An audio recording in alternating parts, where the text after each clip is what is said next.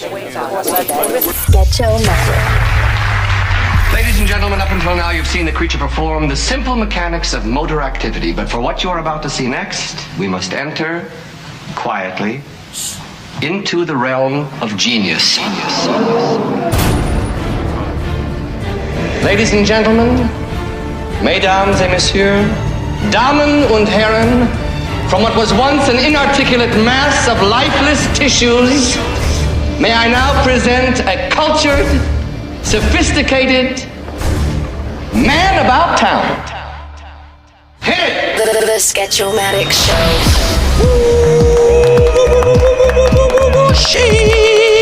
Sketch-O-Matic. Yes, the Sketch-O Show podcast. Once again with another special guest this week featured on the show. I'm your host, Sketch-O-Matic. And with me today is a longtime friend, longtime coworker. We're talking decades here in radio and just in real life. We've been in the radio realm together for, I don't know, since 1998 or something like that. At least that's when I started working with him. Wow. And today this is my first sit down interview with my man. And I'm so excited that he's here and he actually took the time. He's a super busy producer, on-air talent. He's involved in so many sports all over the place. I'm going to let him break it down for you. Without further ado, the one and only, the sports dude, making his debut on the Sketch-O Show podcast, Jeff Garcia. Jeff G! Actually, I had nothing to do, so I'm glad that you filled my calendar, so it made me look busy. Yeah? No, thank you for that great intro. Yeah, I started working over at that other station in 96. You said 98, so... That's when I started, yeah. Yeah, that's 25 years, buddy. Yeah, man. Like that was a long time ago over at the Power. Mm-hmm. You know what I mean? And but there was a lot of lessons learned there. Sure. I want to get into the interview with you, Jeff G. Now, your name, Jeff Garcia. Mm-hmm. Now we go by the sports dude Jeff G, right? Mm-hmm. When did you kind of make that switch to... Because I remember for a while you were going by Jeff Garcia. Yes. Right? And there's also that comedian named Jeff Garcia as well at the time when you were kind of really just getting into the LA market. Is that correct? Yep. Okay. And there was a quarterback, Jeff Garcia, who played for the 49ers as well. So Jeff G just kind of just fit better. I was kind of. Yeah, I guess kind of. And then, I mean, the sports dude came along with Big. He would just mess around and go, dude, the sports dude. So when that started, that stuck, and I thank him for that very much. And was able to do that for quite a long time. And I do a lot less of that now, just because I report every day, but as far as getting out to the venues and being like immersed like I was for all those years doing Big Show, like it's a little bit less now, just because there's so much work with the Cruz Show, and our schedule isn't quite as conducive to it because most things start when we're still here on the air. So, and you're doing, you're producing Cruz's show, right? You're the executive producer, right? Executive is such a loose word. Well, I mean, you are the one that basically controls you're the director of the show. Yeah, there's no doubt. The dad. Yeah. In essence, you're like the J-Rye buddy. Yeah, basically. Yeah. I mean, I learned a lot from J-Rye. He's a very good producer, and learned a lot of stuff from him being on that show for a long time. So, yeah, kind of, sort of. Yeah, the J-Rye of the afternoons. I hear you on that. And but you were also on the morning show with Big Boy's Neighborhood for quite a long time. I was, You know what I mean? And now this is what I want to get into with you, Jeff. Okay. I want to kind of go back a little bit on this podcast. It's part interview, part conversation, as is most podcasts. Sure. But with you and with my podcast in particular, I like to ask my guests, like, well, how did you get into radio, Jeff? And I remember, were you originally from Vegas, or where are you originally from? No, from here. You're from LA. I grew up in San Gabriel Valley. Really? So, yeah. See, this whole time I thought you kind of like ventured in from out of state. No. I'm from here. Okay. And LA native. Yes. And first radio job was in Riverside at 99.1. I went to like a broadcasting school, in quotes, again, very loose there. But I was able to snag an internship in Riverside. And that was my first gig. Probably, I don't know, probably about 6-8 months after that, was able to like get a little board upping like the Angels game on one of their, affiliates that was in the building at 99.1. And then, someone saw something in me and gave me a chance to start doing some weekend stuff. And then from weekend stuff went to overnight stuff. And then from overnights to nights. And then they got a new program director there in Riverside. And that's when I went to Vegas. And worked at a hip hop station there at night. And then probably about, 2-3 months into working there, they switched formats. So it was very much like a alt 98.7 kind of format. So I kind of rode it out there as long as I could, just because I had already moved out there. Can I cuss? Of course you can. I ran out there. I moved out there and all that shit. And it was kind of like, well, what am I going to do now? And, I figured, well, I'm here. I might as well just stay here for a little bit. I got a effing lease. I might as well write out the lease. Why pay him for not living somewhere? So yeah, I ended up doing like afternoons on an alternative station, and then doing the commercial production for them as well. And then luckily, I'm trying to think when it was probably like, it was June of 96. And Power called, Michelle Mercer called, and Bruce St. James, and they're like, hey, we hear you're not doing anything right now. And I said, I'm not. And obviously living here and knowing Power and being a fan of the Baker Boys and Big and all those people. And Lozano, I kind of knew Lozano. Right, Lozano on the loose, Frank Lozano. Yeah, and I had known Fernando Lujan was promotions and there. Of course, did you know David Morales? I didn't until I started working there. Yeah. I didn't until I said that guy's like the DJ's DJ, yeah, bro. he was awesome. He was there. He was there the first day I came to try out. And stuff. But yeah, so I mean, I got that call, and then for a long time I worked in Vegas just because it was steady paying. And did you move to Vegas, Jeff? Yeah, I moved there. Yeah, when I got that job there, I moved there. So and I didn't like it very much. It was kind of whatever. So when I got that call for Power, I was like, oh, thank God. And you had to move back to Los Angeles? For a long time, probably till like October or November after I got the job, I still lived in Vegas. Wow. And I commuted on the weekends. I drove or flew. Yeah, I drove or flew just to do a weekend shift or two. I'd stay like at my parents' house and did that. And it was cool. It was good. And then once I felt kind of comfortable there, I guess, like in knowing people, and kind of felt like I had an opportunity, like I was like, well, fuck Vegas and let's just go back. And so I came back here and I had some other odd jobs while I was what'd you do? Weekends at Power. Dude, when I first came back, I wrapped presents at Macy's for Christmas holidays.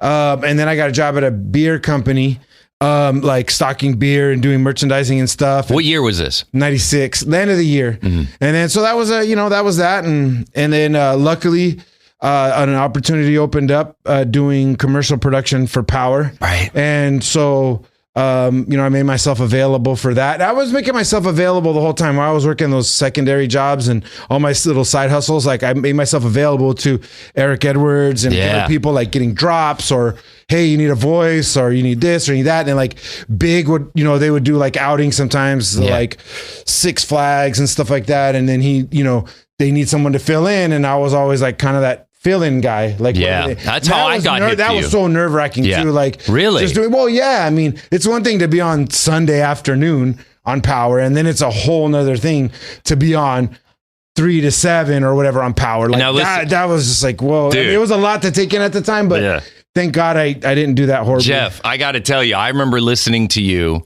back in the day when I worked at Groove Radio, and I was my dream to go work with Big, right? Mm-hmm. And he was still doing afternoon, but then they were switching him to mornings. Right. But I remember for a while when he was in the afternoon, I remember you filled in for him one time, right? So the one that I remember. And Ray and Sean Wan stayed. They were there, but Big couldn't make it. So you were like, Power was Big Boy's neighborhood, but it's Jeff G filling in, or Jeff Garcia filling in for Big. And even as you said, Big Boy filling in for, they would still say Big Boy. They were so good at that. They were so good at that, man. Yeah. Those guys were so nice. And honestly, they didn't have to be there. Yeah. I think because they were already there. So it just made sense to stick around. Yeah, they're so great. There was just a lot of fun back then. So many great people. And Ray and Sean, I mean, they've always been so nice to me on so many levels, and Big as well for all the opportunities. It's family, bro, for sure. Yeah, man. And I wanted to ask you, Jeff, I don't want to jump too all over the place. I want to, dude, there's so many avenues and so much conversation to travel with you and to unpack with you. But I'm only having you for a certain set of time, obviously, because I know you got to get to your your producing job of the Cruz Show. And we're going to get into all that. I want to get to how you got involved with Cruz, right? How you guys met, etc. But really, I wanted to go back to Jeff G in production. And you said you worked in these little odd jobs, but you came back to LA from Vegas. Real quick, let's just sidebar real quick. Is any of your family in entertainment or media? And how did you My get brother it? is. Your brother, but before, because you're the oldest, right? Yeah, so nobody, your not mom and dad, before. No. Nobody, no other sibling, cousins, nothing, really. So you're the first to get into, did you want to do anything else growing up? I wanted to be a teacher. Really? Mr. Garcia. And I did, I went to school for that a little bit at Mount Sac, and then, then I just ended up working, Did you want to teach kids or like teenager or what? I didn't really care. I wanted to teach history, probably high school. Interesting. Because I figured if anybody, I could talk shit to the high school students. Yeah. You can't really do that. They can handle it. Younger people, yeah. So it was kind of a weird thing, and I went to college, and I was doing okay. I had to self-finance for college, obviously. But so then I just ended up working, and I kind of got into a groove working and stuff, and then college was just an afterthought, and then just things started happening, here and there, and just, I'm a firm believer, dude, that, I'm going to quote Drake. Oh, please, God. Go ahead. God's plan, what I mean? Sir. And it's like, whatever's meant to be will be, and some things just fall into place, and you don't always realize it in the moment, but, boy, Drake. been really lucky. It's crazy. Me and Big we hung out not too long ago for a belated birthday cheeseburger lunch, right? Nice. He took me out. Went to Black Angus over here in Burbank. But as we were driving over there, he was like, man, Sketch, isn't it crazy, this life? Like the life that we've lived so far. It's just crazy the amount of time we've known each other. Like I said, I listened to you, and I've known Big since I was 12, right? But it's because of him I got into radio. Yep. I wanted to ask you, who was your inspiration to want to get into radio? What, like broadcaster, DJs, you said Baker Boys and all that? Is that? Yeah, I mean, I obviously was a huge fan of all them because they played all the music I liked at the time, the Tribes and the Nas and all that great stuff that they would play on Friday Night Flavors. But I caught the bug, I think, when I went to watch Frank in the morning. When Lozano was filling in for the morning time for a little bit. I think it was who left after them? Jay Thomas. Oh, yeah, Jay Thomas. Wow, it's Power 106. That's DJ Jazzy Jeff. It's 13 minutes before 8 o'clock. This is where we open the lines up for you to tell an animal story. And then after 8 o'clock, we do our own little special animal story. There's a guy that we're going to talk to that says that snail mucus can cure cancer, and it's good to eat. Stay where you are for that. Our color of the day is snail mucus can save your life, lavender. So then I think Frank was filling in for a period of time, and I actually worked at a restaurant, and we brought them breakfast. Interesting. So we brought them breakfast. You know how it is back in the day. You get your business on the radio, everything. So I brought him breakfast, and I watched him work, and I'm like, that's dope. All right, time we head on out of here until tomorrow night, 8 o'clock street party. Remember to stay loose. Stay loose. Because once you come in here and you see, and we have this even now all the time, you see people come in and go, wow, I didn't realize you guys work so much when you're not talking. Right. And I'm like, yeah. In between the songs. Yeah. We're always working. And even back then, it was a lot more respect because it was razor blades and markers and editing tape and all the parts and all that stuff. So it was like, wow, man, these guys really work. And it's a lot of fun to watch them work. So then I kind of knew to myself, like, oh, man, this is dope. And I was always a music fan first. Like that's, to be able to play the music, and listen to music, that's what I love the most. So I go, let me just give this a try, And how did you do it? What did you do to get into it? You made a demo? What did you do? No, I went to that school of broadcasting or whatever. And I kind of just tried stuff out. Awful. You know what I mean? Just you got to start somewhere, though. Awful. Did you want to get into DJing on turntables ever? I knew I couldn't do that. Really? I just wasn't good at it. I think you could now, though. Everybody's a DJ now. Yeah. Now with Serato, I can, but I just tried, and then luckily, like I said, I got an internship, and then just started going for it. And I always had an opinion. I was always opinionated. Right. And that, I think is what caught people here and there. I was always very much up on pop culture or what new stuff was coming out or this or that. And I was always kind of like that in the moment. So like I said, someone saw something and said hey, give this guy a try. So that's so dope though, Jeff, man. I never knew that about you. A lot of luck and just a lot of hard work. Well, I listened to Joe Rogan's podcast as I was walking in, and he had, some MMA fighter. Yeah. And not Joe, but the guest he had on said luck is a combination of preparation when preparation meets opportunity. Yeah, right? 1,000%. And I like that, man. Yep. And I feel like that happened to you. That happened to me, where I work in commercial production now for iHeart. I also produce for Big Boy Imaging and Production, audio wise. But with you, let's talk about the production real quick, because that's really when I met you. You were doing the fill-in stuff at Power. You were doing production right next to Double E, Eric Edwards' studio, who is the voice of Power. Yeah, Double E. What's going on, my little poop squaller? Remember, he'd walk around with like toilet paper hanging off the back of his shoe? Yeah, he's the best, dude. He would do it on purpose, though. I love that guy. In case you don't know who he is, he's that damn son. Where'd you get that from? Damn, son. Where'd you find this? That's how my kids know him. Yeah, and all, but even the drops, like Big Boy, all that stuff. Yeah, and he was so nice, man. Yeah, he was one of the reasons I wanted to get into radio imaging. Yeah. But you were working in production when I met you, which meaning you were handling all the spots, the commercials for Power during the week, during the day, right? And that was like your regular radio career, meaning that was like the full-time position. Then you were also doing the old school show, right? Yeah, that happened after a while, with DJ Ron, who was incredible. Shout out to DJ Ron. Yeah, just the best of the best. And yeah, that kind of came along because a few people left. Like, it was random because like you said, it was preparation and opportunity and just being there. Like, I remember when Josefa left, I did the Lowrider Oldie show for a little bit. And then, I think it was Curtis Blow was doing the old school show or something. And then he left and I'm like, well, I'm here and I know all this stuff. It was kind of like you said, it's kind of like, because I knew a lot of dumb shit, like just random stuff, like it helped, even with sports. That I fell into that too, because, given the opportunity to do it, I prepared and I knew what I was talking about, so I got lucky. But yeah, and then that path kind of happened. So I was doing commercials, and then the old school show, and then the sports thing happened. Yeah, it's just crazy. It's just all these avenues, so weird. right? Yeah, it's just kind of like, and everything led ultimately to where we're standing right now. Yeah, and obviously you go ahead. We're gonna say something. I was gonna say I want to shout out Big for that sports opportunity because it was just again random. I was that dude in the office that did the football pools for Super Bowl. I was the one who would do the dumb stuff like that, like, get everybody gambling and having, that kind of fun. And then, Joe Grande left to do, I think, a gig at 570. Yes, with money. And then, and then they're like, hey, do you want to try it out? And I remember they were on remote, I think somewhere at like Disneyland or something. And I came in, I did the sports and I had little clips of audio or whatever.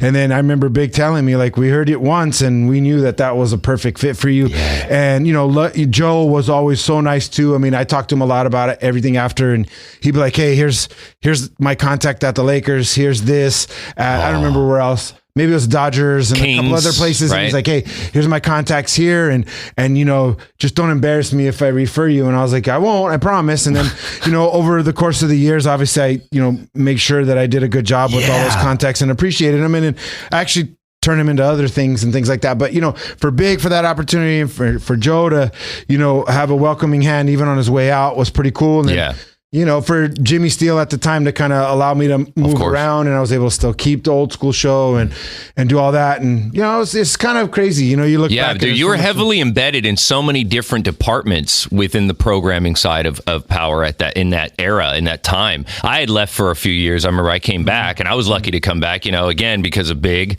But returning to it, I had to really step my game up because at that time they were syndicated. Remember? They went syndicated nationally. Yes. You were part of that. No. Right? No? They started to syndicate, and at the time that they were syndicating, I had some personal, I don't want to say challenges, it's not a challenge, but we had just had our first baby. Yeah. My wife was going back to work. So the timing, she would go back in the morning for work, and, we don't have any family that lives around here and stuff like that. That's right. That's when Q-Deezy was coming around. That's when Q-Deezy Quincy was around. Well, yeah, I'm not sure how that all unfolded, but I knew I could do mornings, but I knew I couldn't do the syndication part because it was a 3 a.m. call. That's right. But you were doing, because I remember you would do the sports. Doing the local stuff. From ISDN. Remember the ISDN line? And then after a certain point, they needed to move forward with syndication. And I couldn't blame them for that. They were very understanding, Yeah. So, meaning Big and Jason. And then, so, I had to eventually kind of make a decision. And I went to our program director at that time and said, listen, the syndication schedule is tough for me. Real rough, I can't do it just because of lack of support. Yeah. And I said, but if there's anything open on the programming side, I'd love to have it. If not, I'm cool just doing part-time or whatever. So I didn't know what I was going to do. And then at the time, his assistant had just quit, and I said, I'm down. And like, he's like, really? And I'm like, yeah, why not? I'll learn a bunch of stuff from someone who really knows radio. Yeah, bro. And I could still, if Big allows, and he did, and Jason to do sports. And again, like, I thank God for everybody being cool and allowing me to still work. And that's that. Damn, that's so dope. So it's cool. I mean, and again, it's just that quest for never stop learning stuff too. I was able to learn so much about programming that helps me so much right now. Let me ask you, with the voiceover work that you have, the voice that you have, right? When I listened to you back in the day, growing up on the radio, I always, back in the late 90s, a lot of people had like a shtick on the air. You know what I mean? A lot of were like these crazy kids and all that, right? Oh, yeah. Joey and Johnny. Yeah, everybody had kind of like their own shticky like name, right?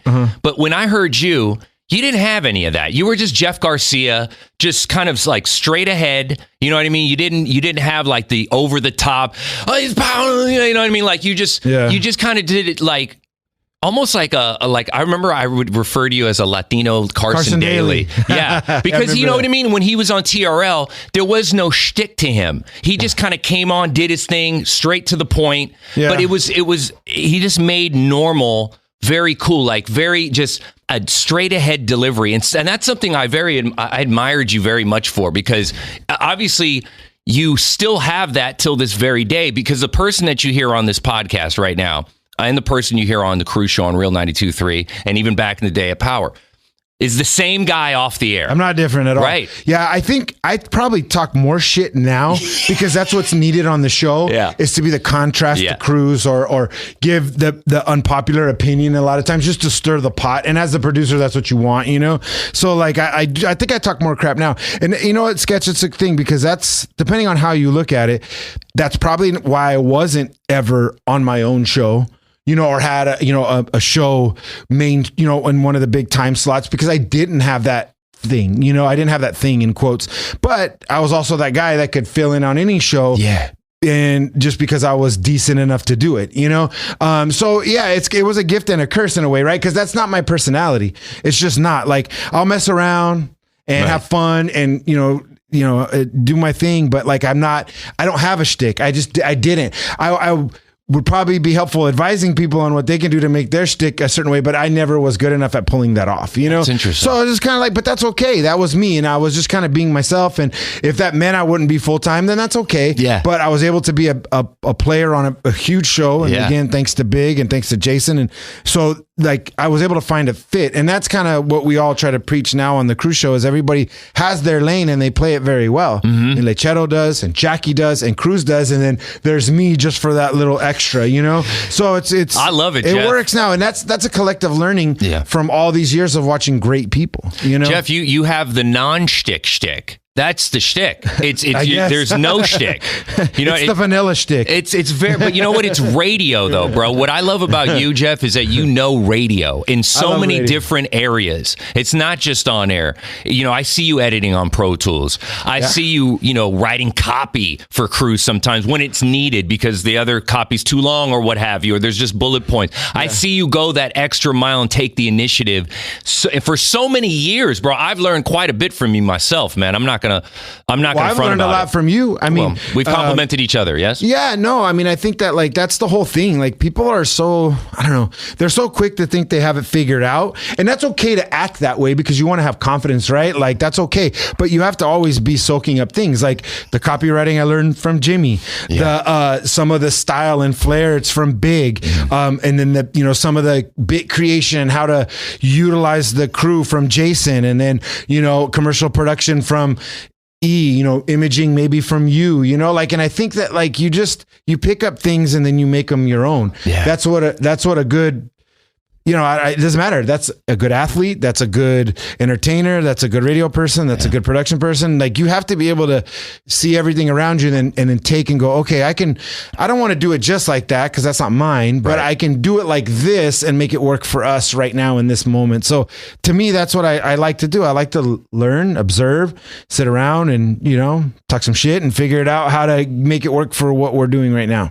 Jeff, you guys on the Cruz Show are like the hottest ticket in town on afternoons. I want to get into the transcendence or the transformation from going from, because obviously when Big left to Real, you guys took over the morning show at Power, right? Yeah. And then Power, you left Power to come here, obviously to be in the afternoon. So it was like, again, we're almost like back to the grill again. Yeah, it was cool. You know what I mean? Shout out MC Search. Yeah, man. How did that the- all come to be? I mean, as far as leaving Power, I wanted to ask, like, because I talked to Fuse about it. Fuse is on the podcast. Shout out to DJ Fuse, who's the mixer for the Cruise Show in the afternoon. We're so lucky to have him. I mean, he's amazing. The So lucky to have him. He's a ninja with those turntables, bro. Very aggressive with his hands, right? Yeah. Pause. Yeah. Well, he said that on the podcast because I was like, he's such a subdued guy. You know what I mean? He's very so chill. quiet. Just a nice guy. But the way he says, he's like, but when I'm on the turn, he's like, my style's, it's pretty aggressive. That's what he said. He is. Yeah, bro. He takes a lot of pride in his job, man, and I'm really thankful I have him because he helps me off air in so many ways. And he, production wise, you mentioned Pro Tools, like he helps with a lot of stuff. He's just really a well-rounded person. When we were doing jump off mixes together, he taught me so much about how to make a jump off mix, and then I showed him how to use Pro Tools. So again, we complemented each other, which is such a big deal in radio these days. Is how to, like you said, a culmination of learning everything that you learned from over there,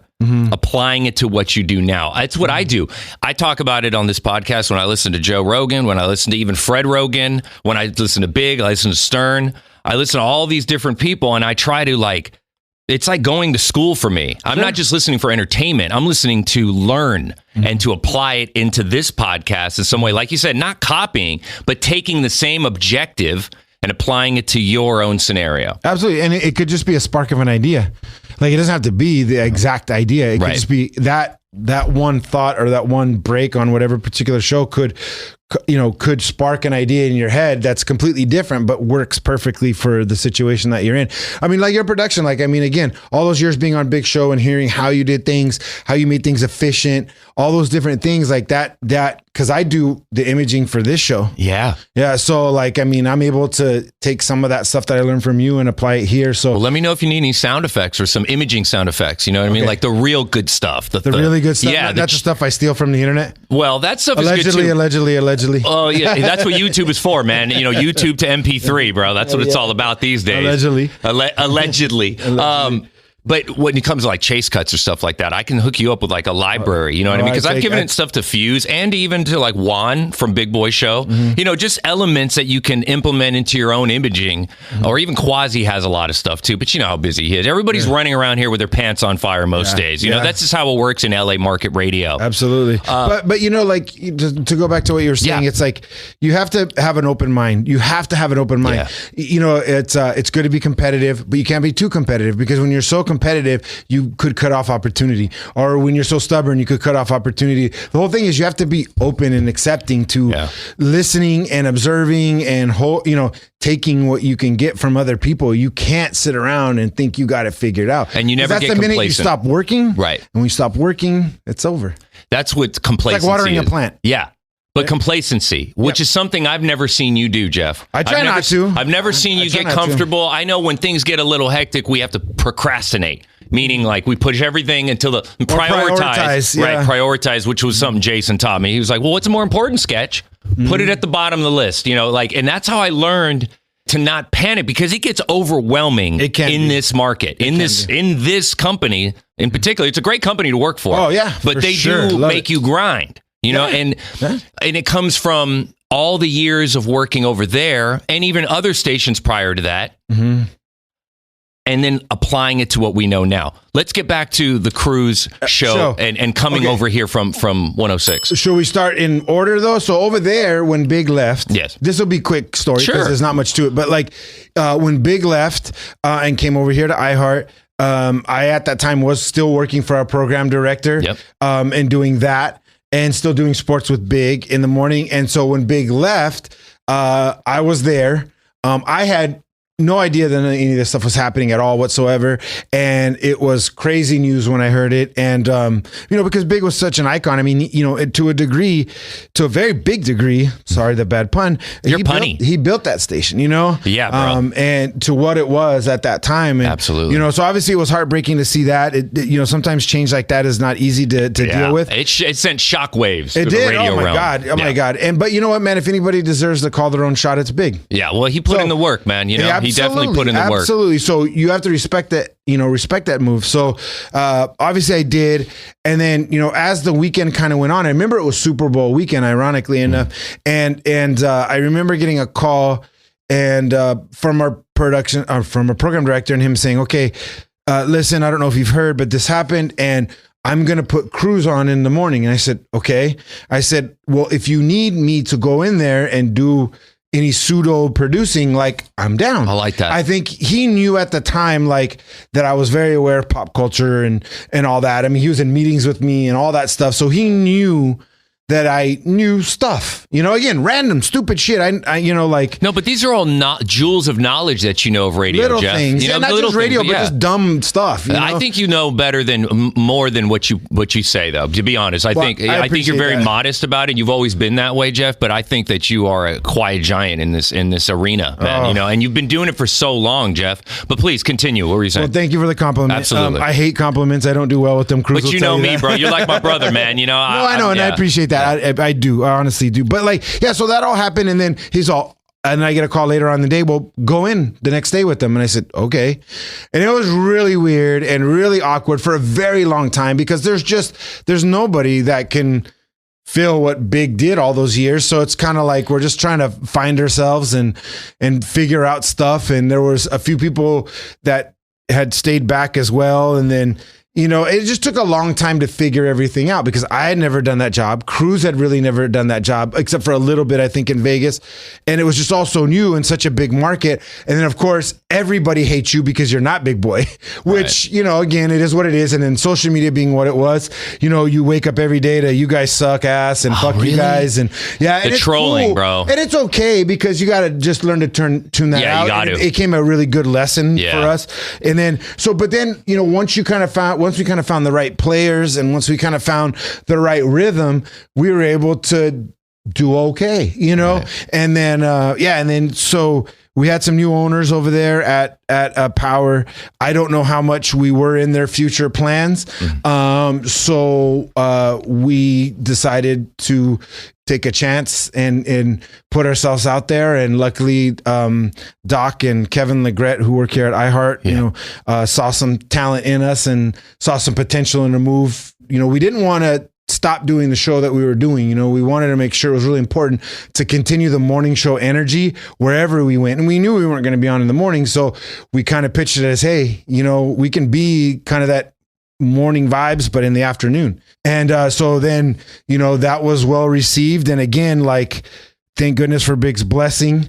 And, saying, hey, I wouldn't mind having these guys in the building with us. And thank goodness he did. And again, they saw the potential in us and we were able to make that transition from doing mornings and competing with Big to being back on the same station with Big in the afternoon. So in other words, to have two, very solid tent poles here at Real 92.3. And it was just an incredible opportunity. It was scary. Yeah. I could imagine, Big felt the same way when he left somewhere that he had been for all those years, and the same with me and, Cruz to that matter. So, but it was good and it was meant to be. I really believe it was meant to be because we've flourished since we've come here. I've learned so much since coming here and I love it here. I really do because they let us do our thing and there's a lot of trust there, and to be able to be in a building to have Big's energy again and have great people like Ayo and Bootleg Kev and yourself, and then to be next door to Stryker and Booker and then, and have all these people in the same building. It's an irreplaceable energy that you have in this building. And I love it so much because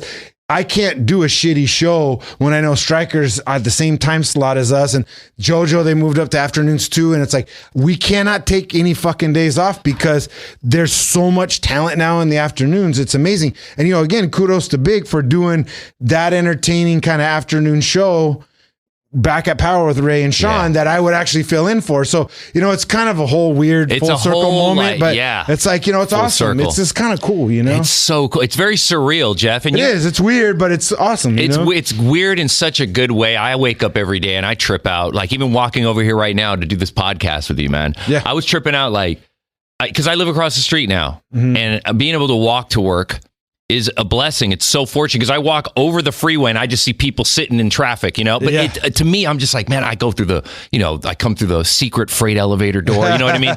And I feel, not that I'm like cocky about it, but I feel like really fortunate to be in this incredibly unique position. For sure. And I know that you share that. Me too, man. Is every day I'm so thankful. Yeah. Let me ask you this. There's a few more things I want to cover and then we'll wrap up because I know you have so many things to do. But I appreciate you so much, Jeff, for taking this time. No, I love being here and thank you for it's been kind of a weird memory lane kind of thing because I haven't talked about a lot of stuff. That's why I wanted to get into it with you, Jeff. And I know that we don't really like to talk too much about the past, but there's so much history in our radio careers. We've traveled so many different roads to ultimately lead to this very spot. Yeah. Let me ask you, when you guys made the transition from 106 to 92.3 to go from mornings to afternoon, was it difficult to, I guess, because you were at 106 doing mornings for like what? How many years?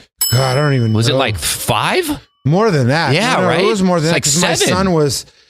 My son was born in 2006 and we came over here in 2019. Yeah. So, I would say probably like a good 10 years with Big, I think. No, but I'm saying the Cruz Show did mornings how long? Oh, that was 2015. Yeah.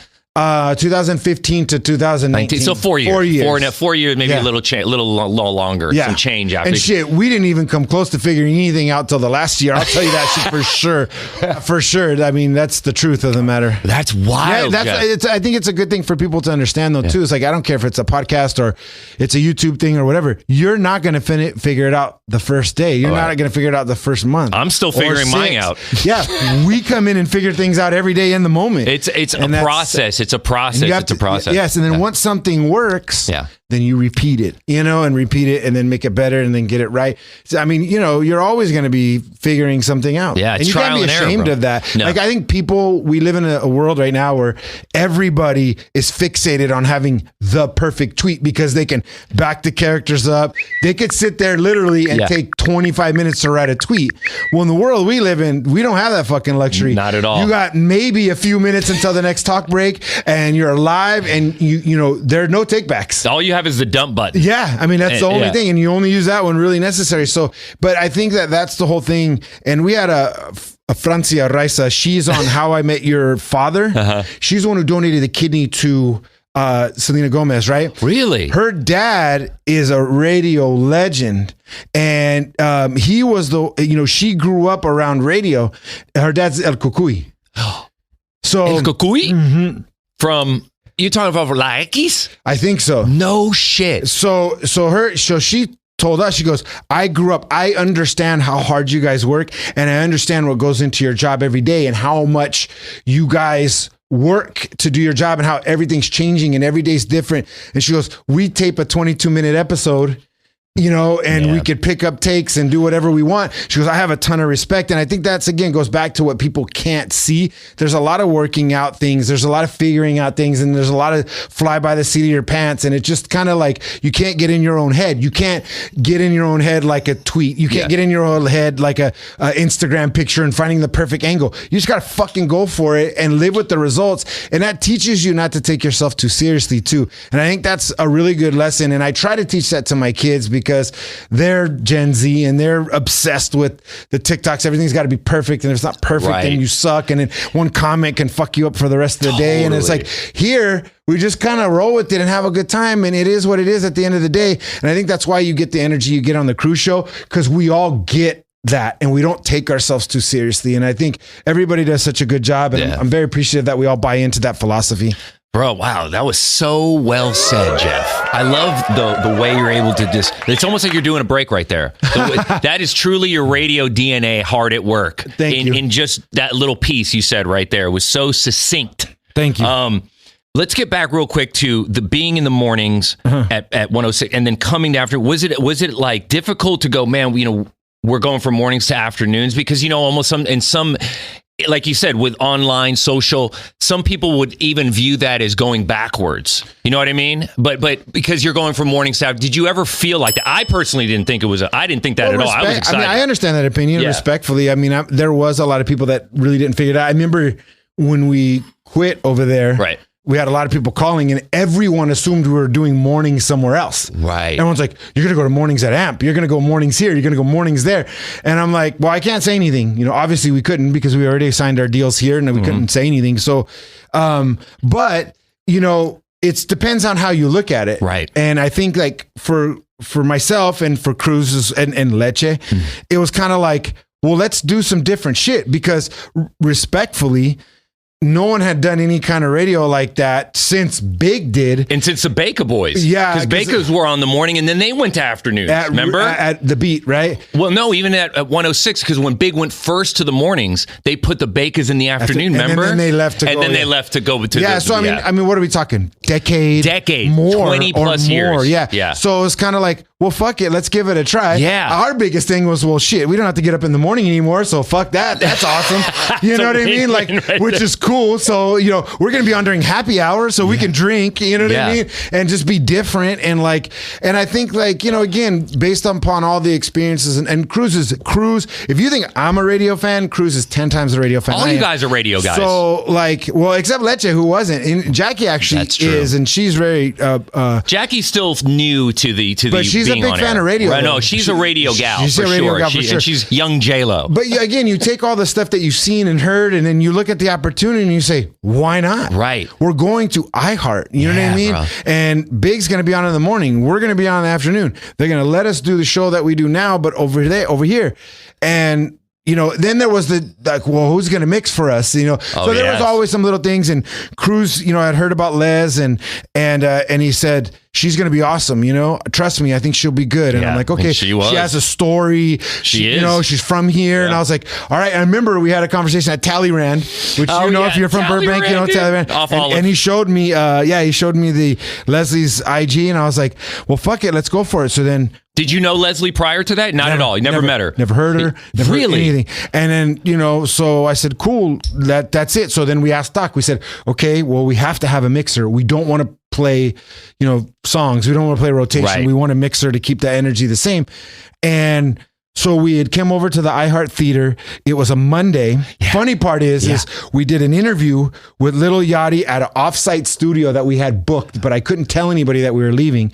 So they were kind enough to do the interview off-site for us. So we get up that morning on Monday, go to some random studio here on Burbank that on Burbank Boulevard that my manager booked. We interview Yachty, right? We come over to the iHeart Theater. We had to be here at 10. Yeah. We take pictures. Yeah. Leslie, all Doc told Leslie was, I need you to be at the theater at 10.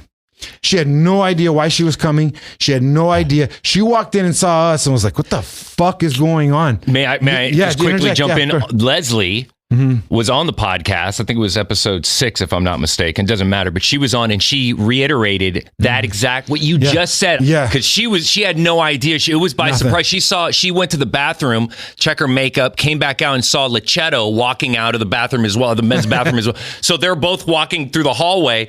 She's like, what the hell? And it was one of those another surreal moment. Yeah. Was it surreal to be there, like kind of like where you're kind of really like crazy. You're playing like a double agent almost because you couldn't tell anybody you were leaving? Not yet, because that was just pictures for promo, and I think they took a picture of Big and Cruz for billboards. We met a few people. I remember them having us go on a mic and do some stuff. Again, iHeart does everything right. That's why I like being here. When you're a company like iHeart, they really down to every detail. You have so many people, so many experience, from Tim Martinez, down there, to Eileen and all those people. Everybody is so good at what they do here. John Peake and they're just great. And they dot their I's and cross their T's. So when we're there, it's like we're taking the pictures, we're doing all that. And then they want us to say a few words. And I'm like, what the fuck do we tell these people? Because I look up to all these people. What did you say? It's weird. I didn't say shit. I think Cruz and Leche said stuff. And really? Leche was Leche, I think. I mean, maybe I said, we're just really excited to be here. And again, we didn't know anything. But the one thing that we did do was knowing when the show started, because we had a whole week off before we actually started.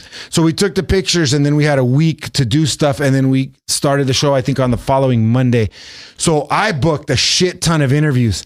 So we had a call from Machine Gun Kelly. We had, who else came up for us? I mean, a lot of our comedian friends, Michael Blackson and some artists, and we booked them all to come here. And then there was random people that were in the building. That AO, again, man, God bless AO, was just the best, AO. Man. Just so cool. Billie Eilish was here, and he's like, do you want time with Billie Eilish? Oh, we're my like, God. Fuck yeah. And this is before she was like, I mean, she was just coming for her first interviews. And so we collected all these amazing interviews. I mean, literally, Sketch, we were here from 8, 9 in the morning until like 5, 6 in the afternoon. I remember. Just here every day almost, like, and then doing production and all those interviews. So then when we started, it was like a week of great content. It was all those people that I mentioned. I can't even think of all of them. Bro, now. There's so many.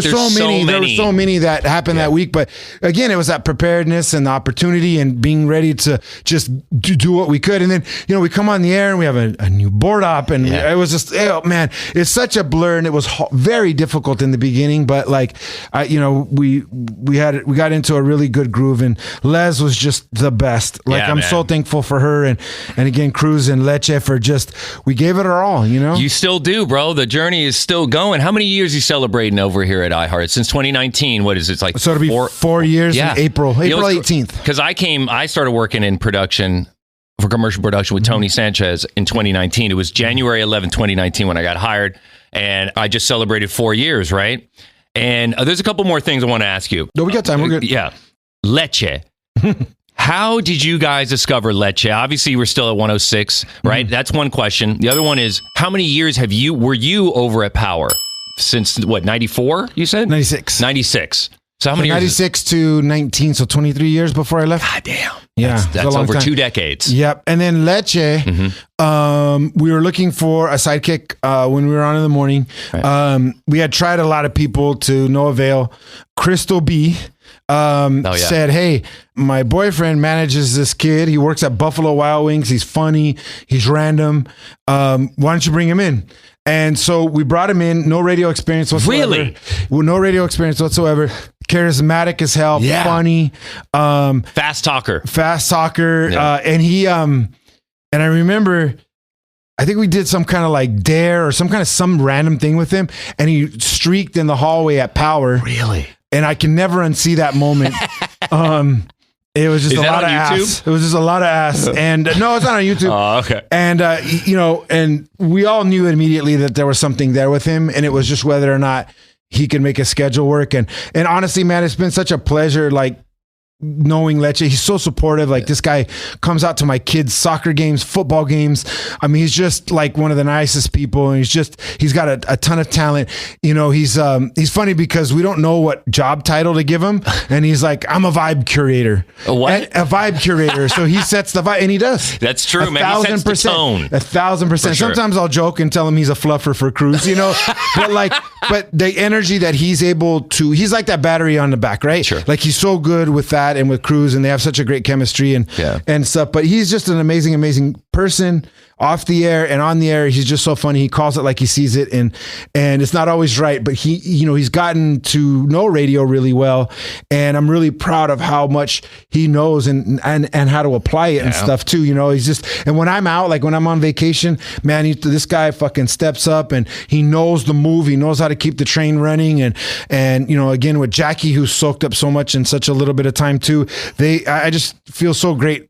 We have such a great team. Yeah, you have a great squad, man. There's no doubt. No, Leche was how old when he joined the Cruz Show? Oh, shit. I don't even know. In his early 20s, I would say. Well, yeah, early 20s, because he just turned 30, I think. So yeah, like I would say, early to mid 20s, and like I said, he was working at Buffalo Wild Wings. I mean, he's always was in the mix with artist stuff and music. He's such a talented, and he DJs too, right, on turntables. Yeah, and he's such a talented musician and songwriter and stuff. It's been amazing to watch him grow. And honestly, like, I love that guy so much, and I'm just really thankful he's with us. Yeah, bro. Well, I got a few more things I wanted to hit you just discuss with you real quick. But let me sidebar and say, man, because I've known you for so long, and this is something I've kind of started doing on this podcast with people that I've worked with for a long time, that I may have I may have blown up at. And I remember I got real upset with you when you first came here and we were on the phone, and I want to publicly apologize to you. Oh, I remember that argument. Yeah, I was very upset, and I don't know why I took it so seriously. This is one of the problems when I was still drinking. Even though I wasn't drunk at that moment, I was still drinking a lot, and it changes the chemistry. I know you guys drink and you party in the Cruz Show here and there. Not every day, by the way. No, not at all. If you're listening, it's not as bad as you think. Not at all. In fact, you're a very sober person, Jeff. I mean, you drink occasionally. But I mean, I've known you to be quite the straight and narrow when it comes to the party favors. You know what I mean? Show dad. And the reason I bring this up is because I was drinking a lot back then, and I was very short-tempered, because of the alcohol, kind of the hangovers, and just the chemistry in my brain was off. I was going through some personal shit, and I remember just projecting and transgressing onto you, even though you didn't deserve it. And I want to say I'm sorry for that. It was wrong. Honestly, well, thanks for the apology. I don't really feel it's necessary. I think we were both doing the most in that moment, me included.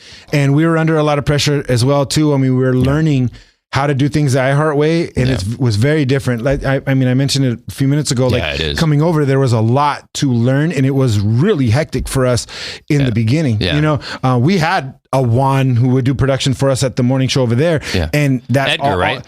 Well, it was Edgar for a while, and then it was Daniel for a little bit after Edgar left. But that all of a sudden was my deal, in addition to everything else, which I still do to this day. And it took a long time to acclimate there. And then there was procedural stuff that we do here at iHeart when it comes to commercials and reading and doing those things that took us a long time too, because over there we would just walk in and someone else would record us and they would do everything. Right. Here it's a lot different, and we're in a learning phase, and you and I bumped heads about something, and honestly, about commercials. And honestly, like, I'm the type to forget about it, because that's just going to be the way it is. When you have two people that are passionate about the job and care about what they do and give a shit about the end result, and especially when you have two people that, well, for me, I'm learning you guys' procedure and you're learning us, and you guys have the tighter deadline than us. Right. So I respect that because I did that job for 10 years. But at the same time, I had to kind of fight for us because we're still trying to figure it all out. And it wasn't like we weren't just ignoring the rules. We were just fucking trying to figure it out. No, you're still learning. So it's a learning curve, bro. Yeah. So, I mean, dude, there's no need. I should apologize to you, I mean, but if we walked around feeling bad about stuff like that, we never heal. So I'm glad that everything's in the rearview mirror because you're a great guy. Thank you. You're a really hard worker. Like I said, I've learned a lot. I mean, I think I remember most about you, and I hope this doesn't bring up anything too upsetting or whatever, but your mom was the greatest. Oh, yes. And her tacos were the greatest. And, those are the memories. Like when someone brings up sketch, it's obviously your talent, but it's just obviously those moments right there. Sure. Those are family moments, bro. The chicken tacos from Diana Ray. Rest in peace. The best. And rest in peace to your moms. And, just going to places like Dalt's with double E. Yeah. To me, when someone says sketch, that, I mean, I envision just such a hard worker, such a great creative, and you manage, it's just like me and some of the other people in this business and in this building, to survive. Yeah, man. Right. But I think of those moments because you're you, man. And I'm just thankful that we're able to kind of be back in each other's lives. I'm so happy that we're together, man. That we're here right now, bro. It's awesome to be here with you and to actually have my first sit down podcast or just first interview. I remember you took me to a Kings game for one of my birthdays back in the day. Oh yeah, you took me there and we had such a great time. And I remember really missing that because in a way you were like a big brother. You know what I mean? And you've always been that way. But I don't really get to see or talk to you because we have different lives. We work in the same building, but we don't really see each other that much. I don't really see big. Yeah. I'm always at home working, but when I get a chance to really converse with the people that I admire, you being one of them, thank you. It's very important to me. And I feel like what you're saying is a big deal for somebody listening that may want to get into radio, that lives in LA or outside of LA, that going on the same journey, meaning like doing all the little odd jobs within the radio station, doing production for 10 years, then moving up the ladder, climbing the ladder rungs up to where you're at now. And you're still climbing. Okay, a couple more things. Do you ever feel like I could see you being a program director, Jeff. Do you ever feel like that may happen? Do you ever want that to happen? I don't know. This business is so crazy. Who knows? I mean, there's not like there's a bunch of PD gigs available, but I'm happy what I'm doing now. Yeah. I look at it as like being kind of a PD of the show, which is fine, our little day part. But I mean, I would never rule anything out, I would never rule anything out. I mean, why not? I mean, growth is growth. I really enjoy what I'm doing now. I love what I'm doing now. But again, you got to be open. If you're not open, then what's the point? What about doing other formats? Like, would you ever want to do a show on your own again? I don't know. I love the team concept. Like, I love being able to come here and kind of see family every day too, I mean, I'm open to anything. I mean, I don't know. It's hard when you're by yourself. Yeah. I mean, I think as I've gotten older and, and done more radio, like being a part of a team dynamic, which again, I learned from Big and Jason and people like Tattoo and Liz and all that. Like, I think being a part of a little family is great because that's the best radio, Man, yeah. Okay. Jeff G, I want to quickly go back to when you said, when I think of sketch, I think of these things. Do you ever think of sketch that annoys the shit out of you when I do my impersonation of you? No, I love it. Does it bother you? You're the only one that does it really well. I think it's only because you know me and you tolerate it from me, Jeff. No, I think I don't get mad. I mean, I think it's funny. I mean, all of us have those things, and I know I do, and you do it very well. So you should do it now. Yeah, should I be like?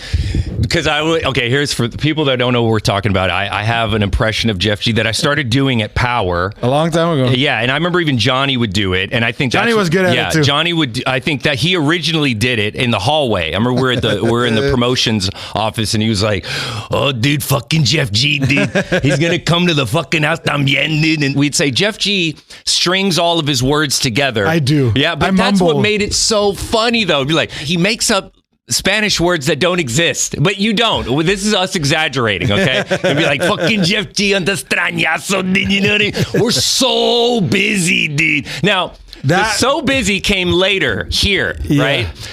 So busy was here, yeah. What else was over there? I don't remember. Well, it doesn't matter, but I remember we emailed each other, like, and I said, Jeff, I put so busy, dude, right? And I put dude, D-U-T-E, dude, and you wrote back, I remember you got me, bro. You just delivered a TKO. You're like, but I have 8 stations to produce for. Because I always tell you that. Yeah. And I'm like, oh my God, he got me. It was like a roast email fest, but not with malice. Not mean. I mean, right. If you can't talk shit to your friends, who can you talk shit to, Like, it was so funny, though. I mean, honestly, like, well, you said I didn't really have a shtick. Well, I guess I kind of did because I had enough for you guys to mimic, which is good. I'll take that.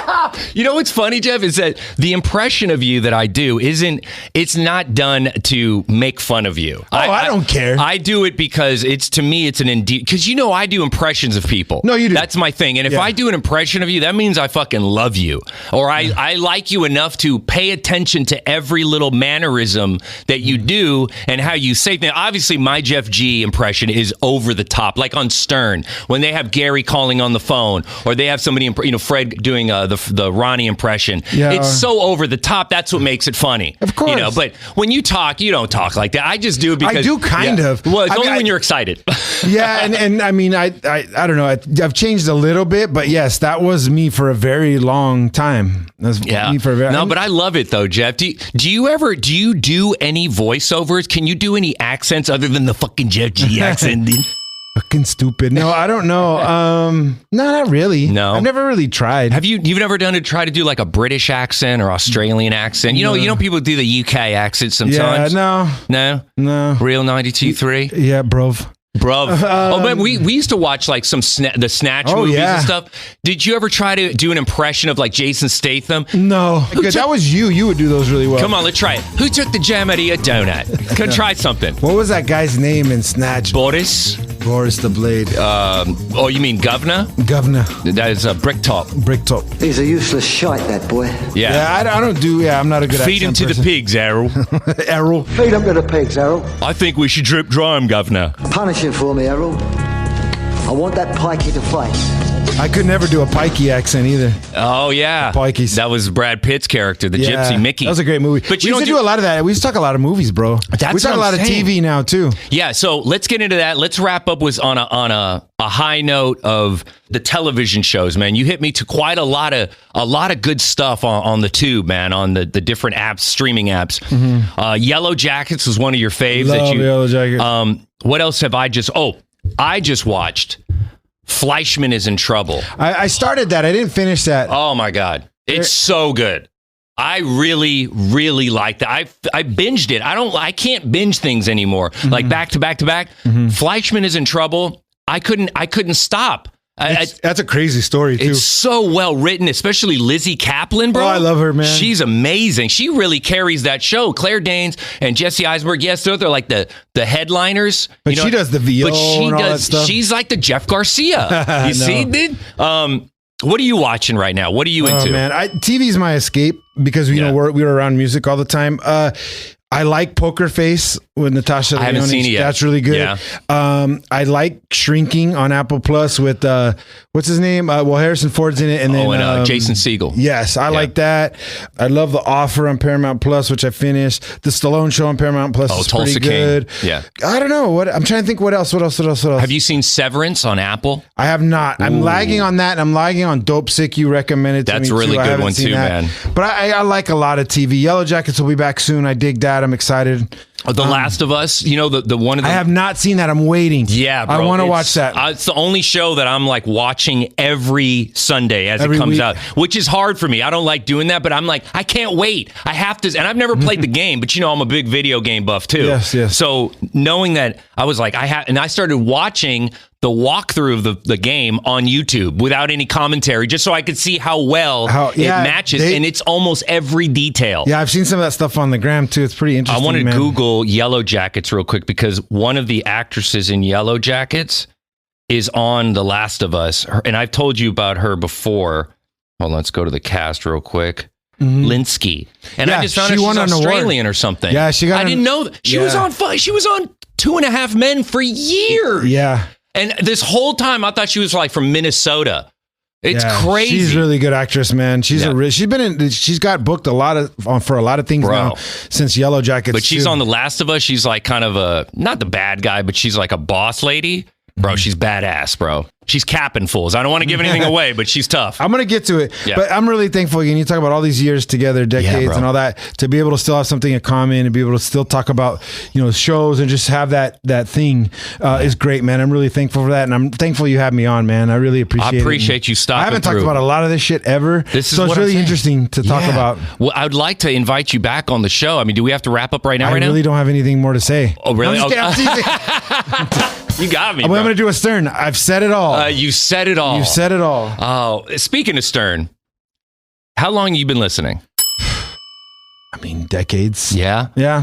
I kind of really got into him around 2016, 17, like really deeply after my mom died. I was listening before, but then the subscription ran out in my Kia, and I just was like, I'm good. I don't want it. I couldn't afford it. I couldn't pay for it.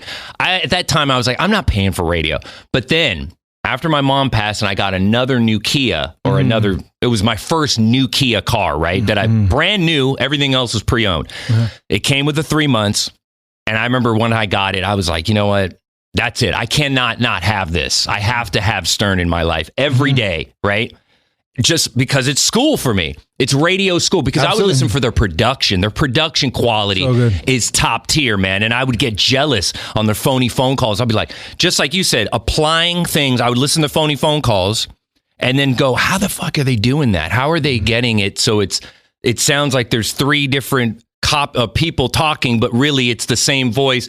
And I would go, I can apply what they're doing for Big's phone taps. Yeah. You know what I mean? And that's something that I really value out of that show, man. What did you take from that show? I mean, I just love the fact that they do whatever they want. Yeah. I think it's just great. And again, he's such a tremendous interviewer, which I really believe that Cruz is as well. Yeah. I mean, I think Cruz is just the best interviewer I've ever worked with because he cares so much about it. And I know Cruz is a big Stern fan, so I'm sure he's taken and listened to some of the attributes that Stern has when it comes to interviewing. But I just... I'm jealous in a way because everything they do is long form. Yeah. And we don't have that ability. Being on in the afternoon is very different from being on in the morning. In the morning you have a ton of real estate without music, whereas in the afternoon we do consolidate a little bit more.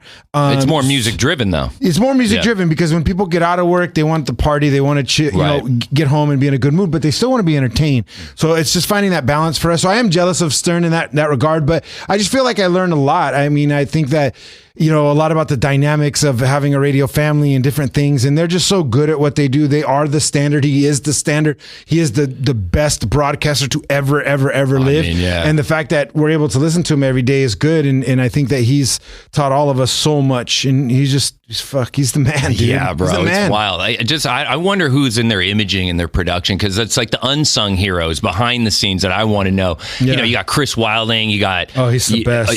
His John doctor now is so funny. John Blitt is the more newer, not newer, but he's the more, I guess, more newer person on the air. They've been incorporating more. He's great. And man, the ideas he comes up with, Priest and Boy, like... and the shit with JD on the plane and all that. Oh my God. But see, that's what you have to take and learn, because we all feel like we know them, right? We don't. Right. Never met any of them. I met Gary once, like at a movie. I DM'd Rasan Rogers from the rap, and he actually replied. Too. He's really smart. So man. Shout out to Rasan Rogers. But like, you feel like you know them, right? Yeah. And that's what one thing that all radio people should apply to their shows is you want to feel like you know Leche. You want to feel like you know Cruz. You want to feel like you know Jackie. So that's why for us, we have a simple motto: live our lives on the air. So whatever's going on, live our lives on the air. Like, quick, and we got to end. I know we got to end. No, we don't actually. But so I know last night, my wife was drinking, right? Yeah. And she started drinking. We have a group text for the Cruz Show. And I said, hey, my wife's going to be drunk in a little bit. Do you want me to ask her any questions for the show? And then sure enough, everyone's replying with, ask her this, ask her that. Did you record her? Yeah. Wow. So today, we'll probably end up playing a lot of stuff on the air. Dope. But that's the whole thing, It's like, so then... someone will remember that 6 months from now and go, bro, when you recorded your wife, she was clowning or whatever. And the same with Leche. And if he's with 2 or 3 girls in one weekend, which he doesn't, I'm just exaggerating. Or Jackie moving in with their boyfriend, or Cruz and his fiance and whatever. We want to live our lives so people feel like they know us. And then they come back and visit their friends every afternoon, just like you and I feel about Stern, Yeah. So I feel you, man. Well, dude, Jeff, you've said it all. This is so much fun, dude. Jeff, I can't thank you enough for really, I know it's kind of rough because I hate having to bother people and impede on their time. It's okay. You know what I mean? But at the same time, once you get that mic going and we start getting into the conversation, it goes by quick. It's already an hour and 7 minutes. It's crazy. I mean, insane. I can talk radio with you, just like Stern says, for another 17 hours. Right. You know what I mean? This is our Bruce Springsteen. Yes. my Latino Carson Daly.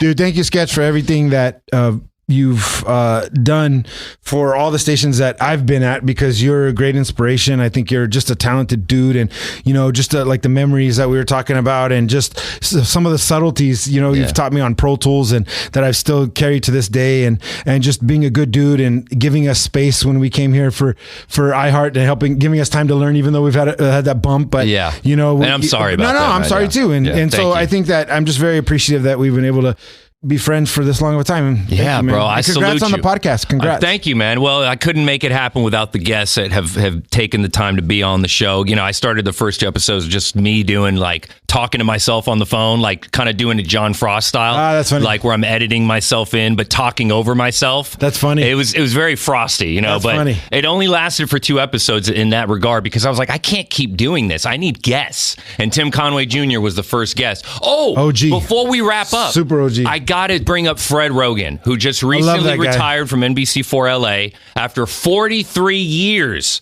on the air, at least in this city, right? He's been on the air for 46 or something like that. I mean, since he came out of the womb, he was on the air. But he also does a show on AM 570 KLAC with Rodney Pete, Rogan and Rodney. But Jeff, you've done. The reason I bring this up because he had me do the challenge intro. He had me do the Dean's Office intro. What else did he have me do? And Rogan's Heroes Thanksgiving. How did you get involved with Fred? It's weird. It's a weird thing. First of all, he was the only person brave enough to put this ugly face on TV. If anything, I have a face for radio. But so do I, bro. But I don't know. I remember just getting, I don't know if it was an email or a call, and just saying, hey, would you ever be interested in coming on Going Rogan with Fred? And I was like, wow. Yeah, I guess, Were you here or I over want to there? say, God, man, he would have to be the one to tell you, but I want to say that like his wife and their kids used to listen to Big in the morning and hear me and in some capacity, and maybe he was in the car at the same time, and then they reached out. I don't know how the dots, It was a long time ago already.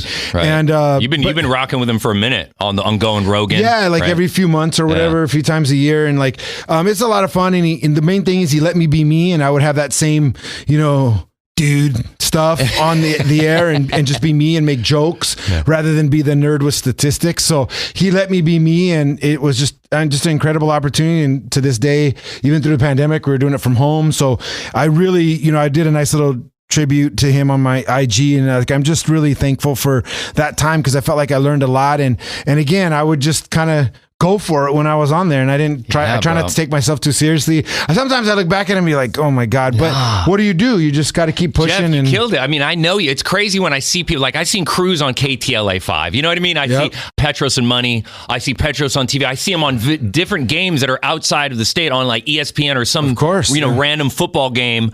What do you mean? And I'm just like, talented. There's Petros. I love that guy. Immediately recognize him. Yeah, and Money on all the Charger stuff. But yeah, I mean, we're lucky to be able to have these opportunities that were afforded by very generous people, and you just got to take it and go for it. Don't take yourself too seriously. And I'm just really thankful, because if you would ask the 12-year-old me or 13-year-old me if I would ever be on TV, the answer would be fuck no. Right. You know what I mean? Me too, bro. And to be able to say, hey, I did that, that's kind of cool. Let me ask you one last question. Would you ever consider doing a sports show, like a full sports show? Would you ever want to do that? Now that my kids are grown, possibly. But like the time with my kids is really, really important to me. So can we shout out your kids real quick? Yeah, Landon and Owen, they're just the best. 16 and 13 now. But like, when they were younger, they were they're still my priority, but like they're a little bit more grown now. But having time for them was really important for me, and there were some things brewing here or there, nothing major, but I always worked around them. Yeah. And the need to help my wife and the need to be able to be present was really crucial to me, because a lot of those sports shows, man, they're not easy, man. That's a lot of time away from your kids, a lot of traveling, a lot of things like that. And again, not like all this stuff was offered to me, but if I was offered it, the consideration would have to be that. Right. I hear you on that. You know what I mean? Your kids play sports, right? Yeah. What sports are they Basketball. Into? Just basketball? That's so dope, man. Are they? I'm sure they're pretty good, right? They're doing all right. Yeah. They started picking it up in the pandemic, and they're doing really well. Taller than you now? Yeah. My one son is 6'4". Are you serious? Yeah. And the other one is 6'1". So wait, Landon's 6'4"? Yeah, he's your height. Are you? Well, I'm 6'1". You are? Yeah, I'm 6'1". So, I mean, but the hat made me look taller, but the receding hairline puts me back down immediately. You know what I mean? No, but so he's really tall, and he's doing really well, and he's still learning, and I'm just really proud of them, and they're good kids, and, so they're my priority, man. So I think that every decision I make now and forever will probably revolve around them and my wife. I think it's really important. What's wifey's name? Sarah. Sarah. Shout out to Sarah. Shout out to the family. Mm-hmm. Hi, Jackie. Come on in, Jackie. Young J-Lo just walked in. We're wrapping up the podcast. Can you say hi real quick? Hi, everyone. Wait, her mic. Yeah, you have to turn her mic on. This one's two. Oh, turn it on? No, not on, but just up. Hi, everyone. Oh, young J-Lo. I want to do a podcast with you at some point. Okay. Young J-Lo. I'm sorry, Jackie. Get out of you guys' hair. We're wrapping up. What were you just saying as far as your kids? Oh, yeah, your kids. Just last question, Jeff. Being a father, working in radio, were you really scared having your kids, your first son, Landon, right? Was it Landon first? Yeah. Yeah. And then Owen, right? Yep. But Landon being, because I remember when Big had his son. Well, our kids are very close in age. Yeah, like they were literally back to back in both kids. Yeah, I don't have any kids. I could barely take care of myself, and that's not cliche. I could literally just barely skate by, and I commend people who have kids, at an earlier age. Obviously, I'm 45 now. How was it bringing a son? It's hard. Yeah. Super hard. I mean, and again, just like radio, sometimes you don't know what you're going to get into on a daily basis, but you do the best that you can with the knowledge that you have. And and that's the way I've always raised them. I'm not going to be perfect. I know I have a lot of crap I got to work on as a dad, but I don't try not to hold that against myself. And, as kids, you never really appreciate your parents until you're older. So hopefully when I'm long gone, they'll appreciate me. That's it, but I just try every day my best, Do your kids know how cool their dad is? No, and they don't think I'm cool at all. Really? No. And all their friends are really unimpressed because I'm not on TikTok or whatever. But you're on the radio. They don't care. Like, they don't listen? No. They don't care at all about you being on, they do. interviewing these artists? A couple of their friends will be, or when, I have an artist that they give a shit about, they'll come up. But other than that, nah. Your parents were never cool. That's true. I know.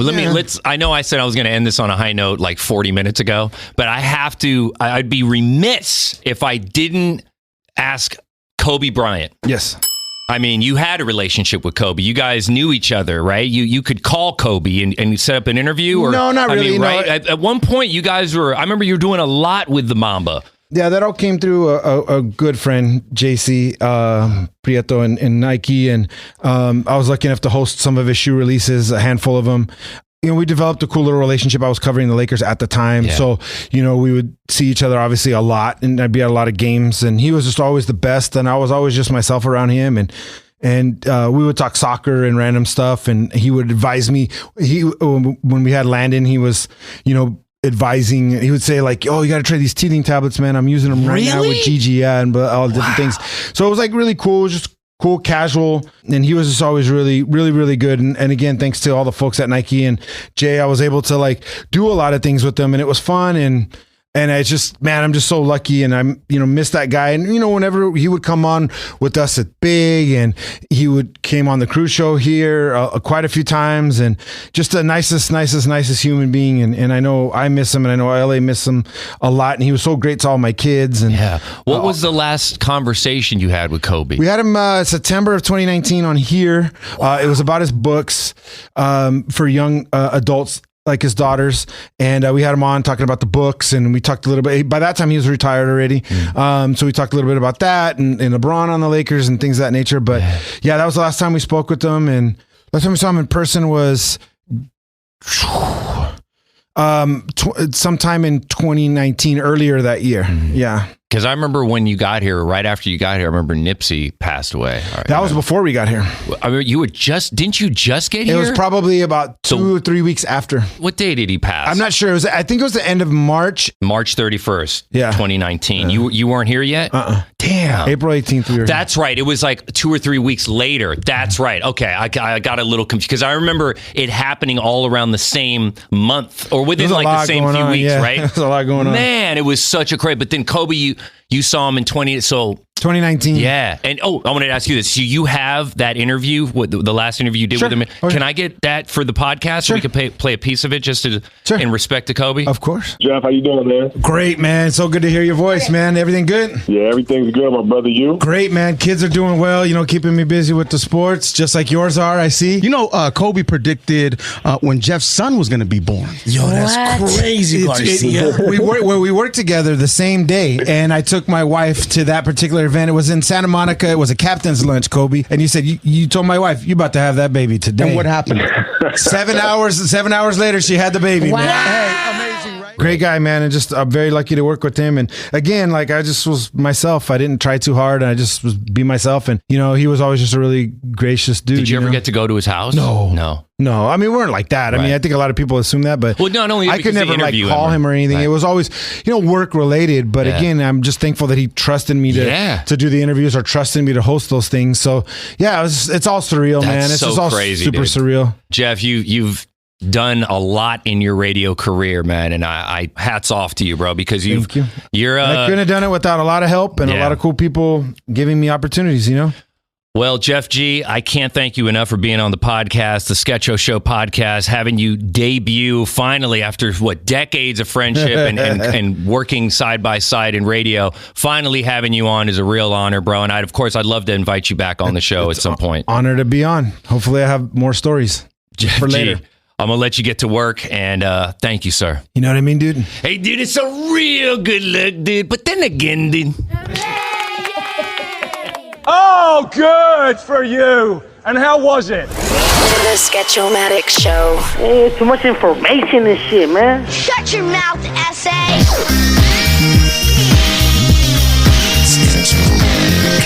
Okay, bye.